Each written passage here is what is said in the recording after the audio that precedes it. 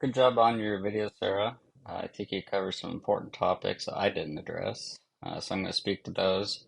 And I thought you had great phrasing in the beginning when differentiating between existential and Gestalt theory. You said the Gestalt theory sees the relationship of the individual and its surroundings as more important. I think that was very well said. I also thought you had a very poignant Bible verse with Romans chapter 12, verse 2. Do not conform to the pattern of this world, but be transformed by the renewing of your mind. Great biblical backing to existential theory. So the last part is adding to your ending when you talked about the limits existentialism has when treating psychopathologies. You mentioned that existential therapy can be hindered when a client isn't open to the philosophical worldview. I found this great journal article from the National Institutes of Health website talking about existentialism.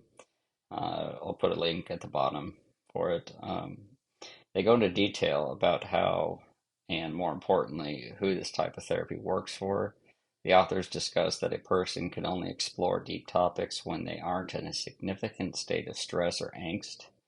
If outside forces are presenting current and ongoing stress, it makes it difficult to exercise choice and live in a meaningful way.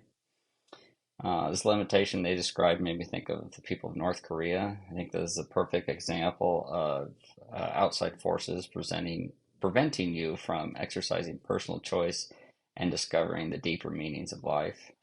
The article also speaks to the therapeutic limitations of both existential and Gestalt therapy. The authors discuss how these types of therapies can and are used in a brief therapy, or in a model of brief therapy.